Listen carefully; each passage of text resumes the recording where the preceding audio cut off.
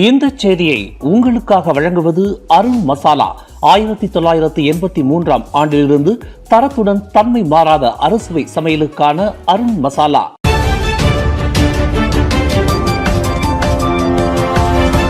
வணக்கம். திசைகளின் ஒரு மணி செய்திகள். திவால் சர்ச்சையில் சிக்கிய சட்டமன்ற உறுப்பினர். சிலாங்கூரில் இடைத்தேர்தல் ஏற்படும் சூழல் குறித்து மந்திரி பசார் விளக்கம். சிலாங்கூர் மாநில சட்டமன்ற உறுப்பினர் ஒருவர் திவாலானதாக அறிவிக்கப்பட்டதை தொடர்ந்து அவர் தனது பதவியை இழந்துள்ளாரா என்பது குறித்து இவ்வாரத்திற்குள் தெளிவான அறிவிப்புகள் வெளியாகும் என்று சிலாங்கூர் மாநில மந்திரி பசார் அமீருடின் ஷாரி தெரிவித்துள்ளார். இந்த விவகாரத்தில் இறுதி முடிவை மாநில சட்டமன்ற சபாநாயகர் லவ் வெங் சான் எடுப்பார் என்றும் அதன் பின்னரே தேர்தல் ஆணையத்துக்கு அதிகாரப்பூர்வமாக அறிவிக்கப்படும் என்றும் அவர் குறிப்பிட்டுள்ளார். இன்று ஷா ஆலாமில் நடைபெற்ற சிலாங்கூர் மாநில அரசாங்க ஊழியர்கள் கூட்டம் மற்றும் 2026 ஆண்டிற்கான ஜலோர் கமிலாங் தேசிய கொடி பறக்கவிடும் மாநில அளவிலான பிரச்சார தொடக்க விழாவில் பேசிய அமீருடின் மேற்கண்ட தகவலை வெளியிட்டுள்ளார். சிலாங்கூர் மாநில சட்டமன்ற உறுப்பினர் ஒருவர் திவாலானதாக அறிவிக்கப்பட்டதால் தேர்ந்தெடுக்கப்பட்ட மக்கள் பிரதிநிதியாக தொடரும் தகுதியை அவர் இழந்ததாக தகவல்கள் வெளியாகியுள்ளன. இருப்பினும் அந்த உறுப்பினரின் பெயரையோ அல்லது திவால் உத்தரவையோ எந்த அதிகாரப்பூர்வ அமைப்பும் இதுவரை உறுதிப்படுத்தவில்லை. மேலும் சம்பந்தப்பட்ட தொகுதியில் சட்டப்படி 3 ஆண்டுகள் கடந்துள்ளதா அல்லது இடைத்தேர்தல் அவசியமா என்பதை தேர்தல் ஆணையமே தீர்மானிக்கும் என்றும் அமீருடின் ஷாரி விளக்கமளித்துள்ளார். 1.25 பில்லியன் ரிங்கிட் மதிப்பிலான சூரிய மின்சார கலப்பு திட்ட ஊழல் வழக்கில் தமக்கு விதிக்கப்பட்ட தண்டனைக்கு எதிராக மேல்முறையீடு செய்துள்ள முன்னாள் பிரதமர் நஜீப் ரசாக்கின் மனைவியான ரோஸ்மா மன்சூர் புதிய ஆதாரங்களை தாக்கல் செய்ய புத்ராஜயா மேல்முறையீட்டு நீதிமன்றத்தில் அனுமதி கோரியுள்ளார். கடந்த ஜூலை 21 தாக்கல் செய்யப்பட்ட மனுவில் மேல்முறையீட்டு விசாரணையின் போது 3 புதிய ஆவணங்களை ஆதாரமாக ஏற்க நீதிமன்றம் அனுமதி வழங்க வேண்டும் என்று அவர் கோரியுள்ளார். மேலும் மனுவுடன் தாக்கல் செய்யப்பட்ட பிரமாண பத்திரத்தில் அரசாங்க தரப்பு சாட்சியான ராயன் ரட்ஸ்வில் அப்துல்லா விசாரணையின் போது தமக்கு எதிரான குற்றச்சாட்டை உறுதிப்படுத்தும் வகையில் சாட்சியம் அளிக்க அழுத்தம் கொடுக்கப்பட்டதாக ரோஸ்மா மன்சூர் தெரிவித்துள்ளார். அதேவேளையில் தமது மேல்முறையீட்டு வழக்கில் புதிய ஆதாரங்களாக மர்சஸ் ஷம்சுடின் அண்ட் கோ நிறுவனத்தின் ஜூலை 10 இட்ட கடிதம், அதே நாளில் ராயன் ரட்ஸ்வில் அப்துல்லா அளித்த போலீஸ் புகார் மற்றும் அவரது சட்டப்பூர்வ உறுதிமொழி உள்ளிட்ட ஆவணங்களை நீதிமன்றத்தில் தாக்கல் செய்துள்ளார். மேலும் ராயன் ரட்ஸ்வில் அப்துல்லாவை மீண்டும் நீதிமன்றத்தில் சாட்சியம் அளிக்க அனுமதிக்க வேண்டும் என்றும் அவரது கூடுதல் வாய்மொழி சாட்சியை மேல்முறையீட்டு வழக்கில் புதிய ஆதாரமாக ஏற்க வேண்டும் என்றும் ரோஸ்மா கோரிக்கை விடுத்துள்ளார். இந்த மனுவானது வரும் செப்டம்பர் 1 விசாரணைக்கு வருகின்றது. அதுவரை செப்டம்பர் 1 முதல் 30 வரை நடைபெறவுள்ள மேல்முறையீட்டு விசாரணையை தற்காலிகமாக ஒத்திவைக்கவும் ரோஸ்மா நீதிமன்றத்தில் கோரியுள்ளார்.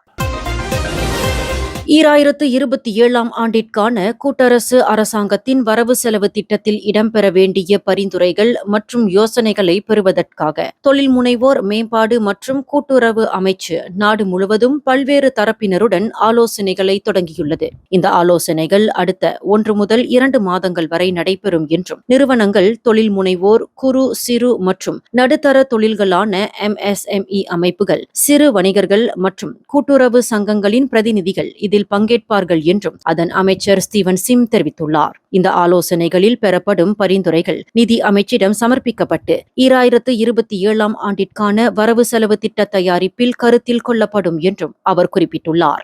மேலும் ABCD என்ற செயல் திட்ட கட்டமைப்பின் அடிப்படையில் இந்த ஆலோசனைகள் மேற்கொள்ளப்படுவதாக குறிப்பிட்டுள்ள ஸ்டீவன் சிம், இதில் உற்பத்தி திறன் மேம்பாடு, நிர்வாக நடைமுறைகள் எளிமைப்படுத்துதல், நிதி அணுகலை விரிவுபடுத்துதல் மற்றும் சந்தை அணுகலை அதிகரித்தல் ஆகியவற்றுக்கு முன்னுரிமை அளிக்கப்படும் என்றும் தெரிவித்துள்ளார். குறிப்பாக MSME மற்றும் கூட்டுறவு துறைகளின் போட்டித்திறனை வலுப்படுத்துவதே முக்கிய நோக்கமாகும் என்றும் அவர் விவரித்துள்ளார். அதேவேளையில் குறு சிறு மற்றும் நடுத்தர தொழில்கள் மற்றும் கூட்டுறவுகளுக்கு அதிக நிதி ஒதுக்கீடு, தொழில் நடத்தும் செலவை குறைத்தல், அரசாங்கத்தின் சேவை வளங்களை மேம்படுத்துதல் மற்றும் தொழில்துறை உற்பத்தி திறனை உயர்த்துதல் ஆகியவற்றுக்கும் இந்த கட்டமைப்பு முக்கியத்துவம் அளிக்கிறது என்றும் ஸ்டீவன் சிம் தெரிவித்துள்ளார். நேற்று பினாங்கில் நடைபெற்ற மடானி விற்பனை திட்டத்தின் 6வது நிகழ்ச்சியை தொடக்கி வைத்த ஸ்டீவன் சிங் அத்தியாவசிய பொருட்களை 20 முதல் 30% வரை தள்ளுபடியில் பொதுமக்கள் வாங்கும் வாய்ப்பு வழங்கப்பட்டதாகவும் சுமார் 80 வகையான பொருட்கள் விற்பனை செய்யப்பட்டதாகவும் தெரிவித்துள்ளார். இந்த நிகழ்ச்சியில் கூட்டுறவு அமைப்புகள் மற்றும் தொழில் முனைவோருக்கு தங்களது தயாரிப்புகளை சந்தைப்படுத்தும் வாய்ப்பு வழங்கப்பட்டதுடன் கூட்டரசு மற்றும் மாநில அரசுகள், உள்ளாட்சி அமைப்புகள் உள்ளிட்ட 13 அரசாங்க முகமைகள் கலந்து கொண்டு தங்களது சேவைகளை பொதுமக்களுக்கு வழங்கியது குறிப்பிடத்தக்கது. துணை பிரதமரும் எரிசக்தி மாற்றம் மற்றும் நீர் உருமாற்ற அமைச்சருமான ஃபடிலா யூசுப் மருத்துவ நிபுணர்களின் ஆலோசனையின் பேரில் விரைவில் தேசிய இருதய கழகமான IJN-இல் இருதய பைபாஸ் அறுவை சிகிச்சை மேற்கொள்ள உள்ளதாக அவரது அலுவலகம் தெரிவித்துள்ளது. எனினும் தற்போது ஃபடிலா யூசுப் உடல்நிலை சீராக இருப்பதாகவும் தெரிவிக்கப்பட்டுள்ளது. இதுகுறித்து அவரது செய்தி தொடர்பாளர் மிசியா தாயிப் வெளியிட்டுள்ள அறிக்கையில், அறுவை சிகிச்சையும் அதனைத் தொடர்ந்து குணமடையும் காலகட்டமும் தடையின்றி நடைபெறுவதற்காக அவர் முழுமையான ஓய்வில் இருக்குமாறு மருத்துவர்கள் அறிவித்துள்ளனர் என்று தெரிவித்துள்ளார். மேலும் அறுவை சிகிச்சை வெற்றிகரமாக நடைபெற்று அவர் முழுமையாக குணமடைந்து மீண்டும் வழக்கம் போல் தனது அரசாங்க பொறுப்புகளை தொடர பொதுமக்கள் பிரார்த்தனை மேற்கொள்ளுமாறு அவரது குடும்பத்தினர் கேட்டுக்கொண்டுள்ளனர். ஜொஹூர் மாநிலம் சன்னாய் பகுதியில் கார் ஓட்டுநர் ஒருவரை அரிவாளை காட்டி மிரட்டியதாக கூறப்படும் இருவரை போலீசார் கைது செய்துள்ளனர். இதுகுறித்து குலாய் மாவட்ட போலீஸ் தலைவர் தன் செங்லி கூறுகையில், 26 மற்றும் 30 வயதுடைய இருவரும் நேற்று ஞாயிற்றுக்கிழமை மாலை இஸ்கண்டார் புத்ரி ஃபாரஸ்ட் சிட்டி பகுதியில் கைது செய்யப்பட்டதாக தெரிவித்துள்ளார். மேலும் இச்சம்பவத்தில் மொத்தம் 4 பேர் தொடர்புடையவர்கள் என்றும் அவர் குறிப்பிட்டுள்ளார். ஞாயிற்றுக்கிழமை காலை சன்னாய் அனைத்துலக விமான நிலையத்தை நோக்கி செல்லும் மேம்பாலம் அருகே இச்சம்பவம் நிகழ்ந்ததாக போலீசார் தெரிவித்துள்ளனர். கைது செய்யப்பட்டவர்களிடம் இருந்து 30 சென்டிமீட்டர் நீளமுடைய அரிவாளை பறிமுதல் செய்துள்ள போலீசார் குற்றவியல் சட்டம் பிரிவு 506, 427 மற்றும் 279 கீழ் விசாரணை மேற்கொண்டு வருகின்றனர்.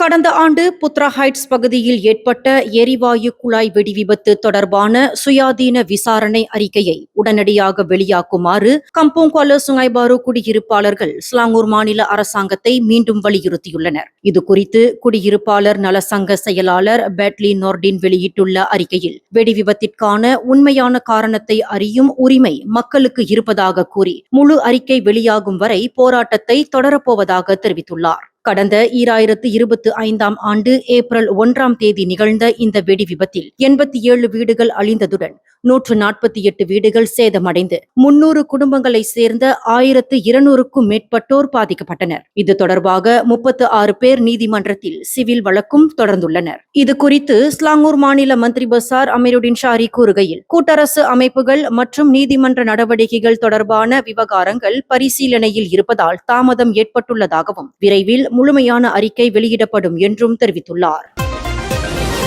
சரவா மாநிலத்தின் மருடி பகுதியில் நேற்று அதிகாலை 18.7 அடி நீளமுடைய ராட்சச ஆண் முதலை ஒன்று பிடிபட்டுள்ளது. அப்பகுதியில் உரிமம் பெற்ற முதலை வேட்டைக்குழுவினர் இதுவரை பிடித்ததில் இதுவே மிகப்பெரிய முதலையாகும். இது குறித்து வேட்டைக்குழு உறுப்பினரான கோ கூறுகையில், கடந்த சனிக்கிழமை மருடி பாலம் அருகே இரை வைத்து இந்த முதலையானது பிடிக்கப்பட்டதாக தெரிவித்துள்ளார். இவ்வாண்டில் பாராம் ஆற்று பகுதியில் இக்குழு பிடித்துள்ள 10வது முதலை இதுவாகும். இதற்கு முன்பு ஆற்றங்கரையில் முதலைகள் நடமாடுவது கிராம மக்கள் அளித்த புகார்களை தொடர்ந்து கடந்த ஜூன் மாதத்தில் 5 முதலைகளும், ஜூலை 18ஆம் தேதி மேலும் 4 முதலைகளும் பிடிக்கப்பட்டதாக கோ தெரிவித்துள்ளார்.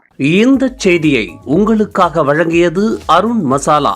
1983ஆம் ஆண்டிலிருந்து தரத்துடன் தன்மை மாறாத அறுசுவை சமையலுக்கு அருண் மசாலா. மேலும் செய்திகளை தெரிந்து கொள்ள கீழே இருக்கும் பெல் பட்டனை அழுத்துங்கள். உங்கள் மகிழ்ச்சியை வெளிப்படுத்த லைக் மற்றும் ஷேர் செய்யுங்கள். தொடர்ந்து திசைகளோடு இணைந்திருக்க சப்ஸ்கிரைப் செய்யுங்கள்.